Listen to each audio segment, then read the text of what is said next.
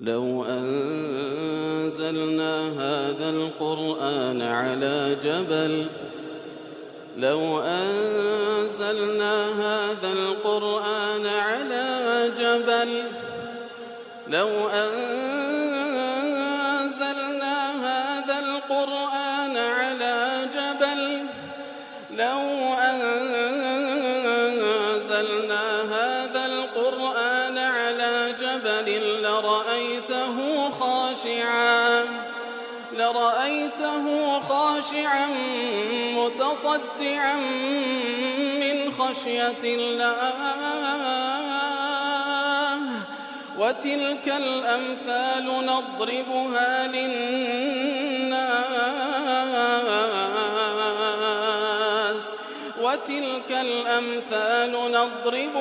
للناس لعلهم يتفكرون. الحمد لله والصلاة والسلام على رسول الله وعلى آله وصحبه ومن والاه. السلام عليكم ورحمة الله. برزان خوش حال لوانه 527 لوانه كان تفسير القرآن بيروز بهم وخزمتان بس رزامندي رب العالمين وهي دائم عزيز سودي لور بقرن. أعوذ بالله من الشيطان الرجيم. بسم الله الرحمن الرحيم. وإذا سمعوا ما أنزل إلى الرسول ترى أعينهم تفيض من الدمع مما عرفوا من الحق يقولون ربنا آمنا فاكتبنا مع الشاهدين. بالخوش وستان وكلواني رابط كما باس اوات بيرو زمان كر خوي يقول لباسي نصراني كان كوصفي كر الاعتراب لايت بيشو تلو اتا كوا نزيك ترين كاس لخوش وستني ايمان داران نصراني كانن لبروي كسانش ينتدا قسيس وتعالما وهو الراهب وعابد وزاهد ينتدا وهو صفات يعني كوا تكبر يعني يتر اوان كاتي كوا جوان لو قران دبي كلبو پیغمبر دابزي صلى الله عليه وسلم تمشادكي تيان لدبيني فرمسك بتساو كان يندادي تخواري لبر او حقيكوا لدليان هستي بيدا كانوا جويان لدبي او زادلين خوا اي پروردگار ما ايمان منا لقل شاهدان بما نسكوا امتي محمد المصطفى صلى الله عليه وسلم زالير دو اذا سمي ما انزلت لبو پیغمبر دابزي قران بيرو الرسول كواتلير ذاك الرسول بمطلقياته وات پیغمبري خواص محمد المصطفى صلى الله عليه وسلم يتر كاتك واجهان لو قرآن دبي كلبو محمد المصطفى دابزي ترى عيونهم تفيض من الدم تفيض هو باس ماكر كود سايم بري فرميسك دبي او ذا فرميسك لسر رومتي عندي تخواري لنتيجه مما عرفوا من الحق يتر وكل تفسير قاسم قوتي او فرميسك كوالد سايم عندي تخواري لبرسيه لبر كوبونوي حرارة الحب والخوف قرماتي خوشويستي لبو خوا لنا ضليان لقل ترسان لخوا مع برد اليقين لقل فين كاتي يقين كلنا ضلوا درونيان يتركا او شعورانا او اعمال قلبيانا تيكلاوي يكتر دبن لنتيجة فرميسك بسر رومتكانيان دادي تخوار مما عرفوا من الحق. انت مش هذا كي نتيجة كاريغري قرآن بيروس كاريغري قرآن بيروس كوا فعلا كسيك كوا بإنصاف وجوه لرابقري وكلام رب العالمين كلام رب العالمين كلام بشر نية لويا زور زار انت مشات كردي للتاريخ وهو الواقعيش كسانك اصلا عربي جنين قرآن اشتيناقن بلام كاتك وبإنصاف وجوه لرادقرن بتواتي ضلي خوان دكان ولا بقرآن بيروس كلمات قرآن تكاري قريش لسردرو دروني عنها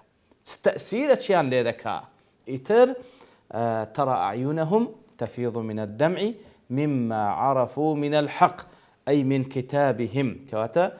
كاتك وجوان القرآن دبي أو زاد زان أو حقيك ولا كتابي أوان هي لإنزيل فوجدوه أكمل منه أفضل يتر تمشاكن أو حقيك ولا إنزيل هي ولا ويش كامل تلو تاكتر لبرويك تاكترين وخاتمي كتاب كان رب العالمين أو من الذي نزل على الرسول صلى الله عليه وسلم وهو الحق كواتت مش هذا كان أو حقيك ولا برسول الله دابزي صلى الله عليه وسلم ياخذ تيدا دبينا وصفتي محمد المصطفى صلى الله عليه وسلم كوالا كتابي خوشان هي يتر بهمو ليك دانا وكان كاتك واجول القرآن بيروز رادك اندزان أو حقيك ولا كتابي خوان باسكرا أو پیغمبره كوا صلى الله عليه وسلم كوا مجدي بهاتني درا لويا كاريگري كان يكسر بقريان دردبرن أو زاد واجد كان لرب العالمين فاكتبنا مع الشاهدين لقل شاهدين خوا بما نسم لريزي أوان بما نسى كأمة إسلام وكل رواياتك ذاك وإمام حاكم رواياتك وتصحيح ذاك ابن عباس خوا يقول لخوي باب رازي بدله مع الشاهدين أي مع أمة محمد صلى الله عليه وسلم وأمته كواتا يا رب العالمين لقل أمتي محمد المصطفى صلى الله عليه وسلم ولقل محمد المصطفى بما نسك أوان شاهد كان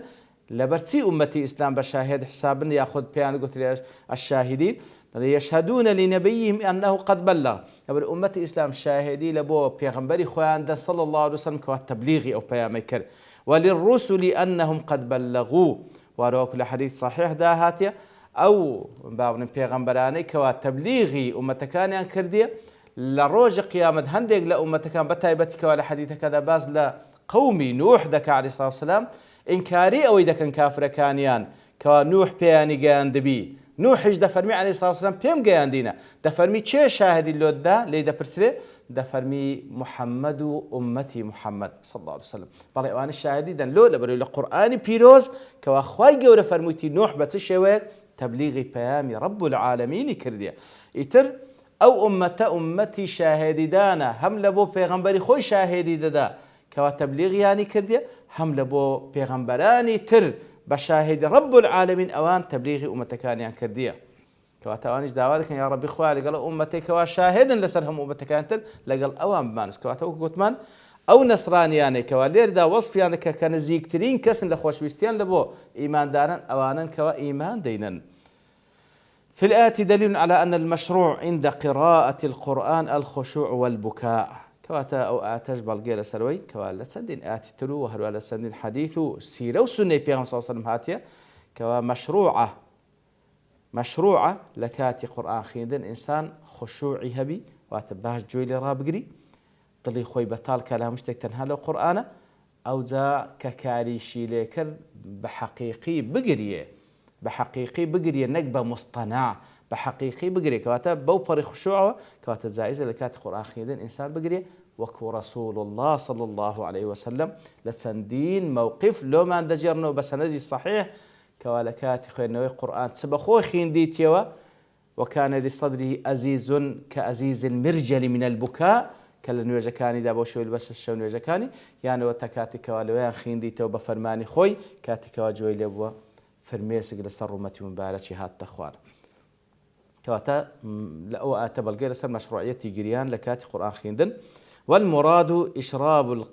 قلب الخوف والمهابة لله تعالى كواتا ليرش ما بستكتسية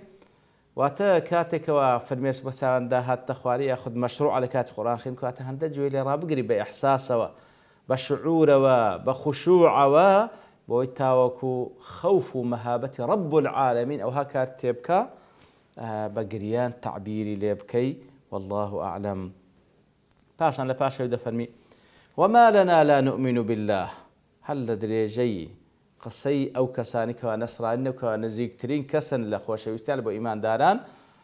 أو ذا دلين وما لنا لا نؤمن بالله لبرد سيد سشتكي منع مامك كإيمان نين برب العالمين بوحدانية رب العالمين وما جاءنا من الحق وإيمان بو حقش نين كلبو من هاتي كوابريتيا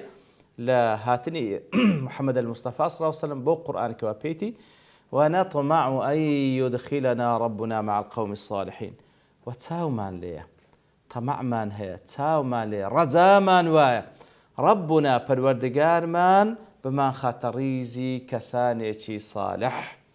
دي سانيش وكزانان دفن واتا إيمان داران لأمة إسلام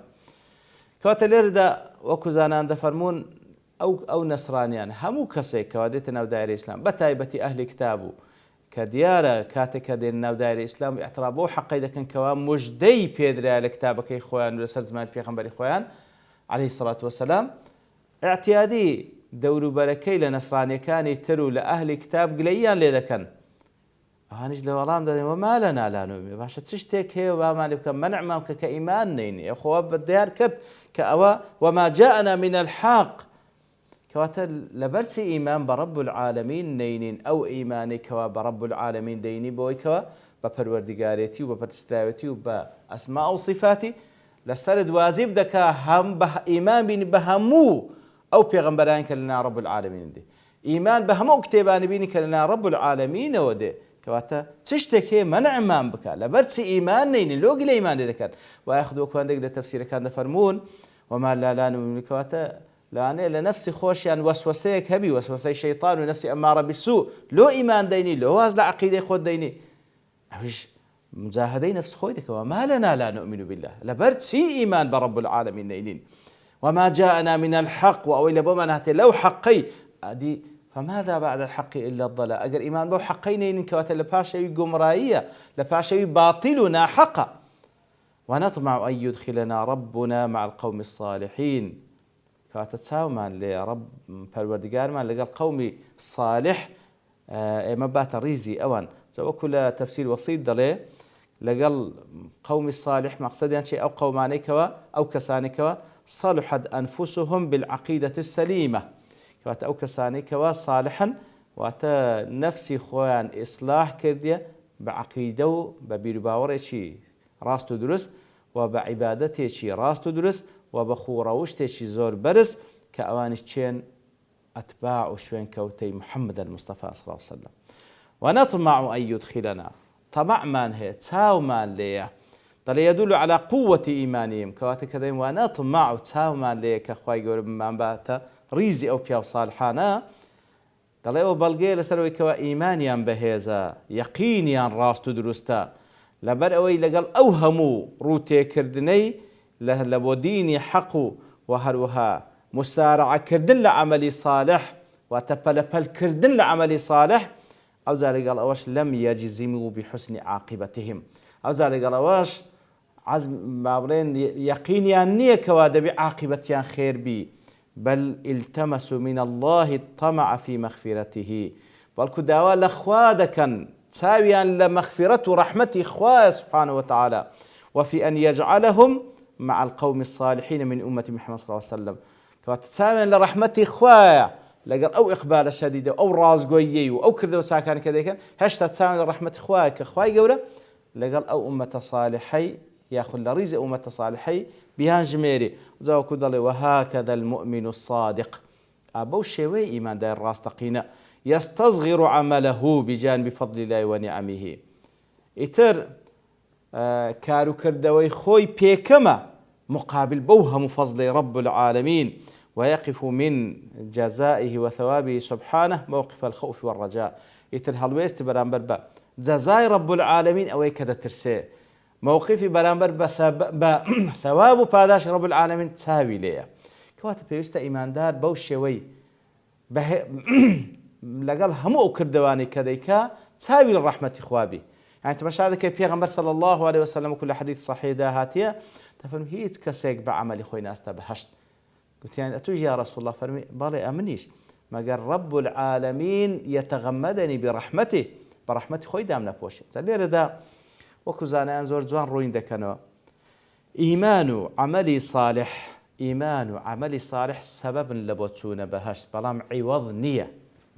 يعني أودو عبارة زياوازة أما إيمان عملي صالح سببه لبرو تمشاهدك اللوهم وآتك أخوي والباز لبهش دكا بما كنتم تعملون بسبب عمله دبي هر عملي صالح دبي طبعا لدواي إيمان دبي عملي صالح حب تاوك بس بهش برام بهش مقابل بو إيمان وكردويتوا زور زياتره زور زياتره كواتا كاتك أتو شتيك دكري قيمتي أو اشتلبون مونا دينارك أو دينارة عوضة لقلي يعني اشتكى دكري وباركش تسليم دكي أو عوضة بلام تاري واهية كسك كدويت ساكر لقلبك شتيش زور بقيمة بيدا بخشي بلام نايوي أتوش ببي هيز مقابلك أو شتت بيد بخشي تاو كبلي أتوش تيكت كده بالمقابل ديناركم دي أو شتك أو بيد بخشي زور لو دينار زياتره زور لو دينار كواتب بسببي أو دينارا اشتكت داتي بلام مقابل بو دينارش زور لو يقورته ولله المثل الأعلى بهشتي بانو برين زور لا إيمانو لا كرده وكاني إيما قورته لو زياتره بلام ببي إيمانو ببي عمل صالح ناس نبهشت كوات السبب اللي بوتسو نبهشت بلام مقابل نية لو يبراستي أو موقفه الوسطى زور مهمة كوا إيمان دارانش بهماش وكو أو إيمان داراني كوا نەسرانیەکان کە ئیمان دێن ناو داخلی ئومەتی ئیسلام دەبن ئەوزە لە دوای ئەو هەموو هەڵوێست و مۆقفە چاکێکە هەیتیان ئەوزە دەین وَنَطْمَعُ أَن يُدْخِلَنَا رَبُّنَا مَعَ الْقَوْمِ الصَّالِحِينَ ڕەجامان وایە رب العالمین بمانهێنتە ڕیزی پیا و ساڵحان کە وەکو گوتمان واتە لە ئومەتی محەممەد المستەفا. ئیتر لاخوای گەورە دەپاڕێن ئێمەش لەو کەسانە بین کەەوە ئیمانێکی عەقیدە و ئیمانێکی ڕاست و دروستمان هەوی عەقیدەی تەوحید بۆ شێوەی کە خوا دەیەوێت سوبحانەهو وتەعالە کار و کردەوەیەکی ساڵح بکەین هەم بە ئیخلاسەوە هەم بە سەوابەوە ئەوجا پڕ بە دڵ چاومان لەوەی بی رب العالمین بە ڕەحمەت خۆی لەگەڵمان بکە لە ئاگەر نەجاتمان بدە داخلی بەهەشتمان بکە و شادمان کاتەوە بە دیداری خۆی و دیداری پێغەمبەرەکەی صلى الله عليه وسلم. وصلى الله وسلم على نبينا محمد وعلى آله وصحبه أجمعين وآخر دعوانا الحمد لله رب العالمين. لو أنزلنا هذا القرآن على جبل لرأيته خاشعا متصدعا من خشية الله وتلك الأمثال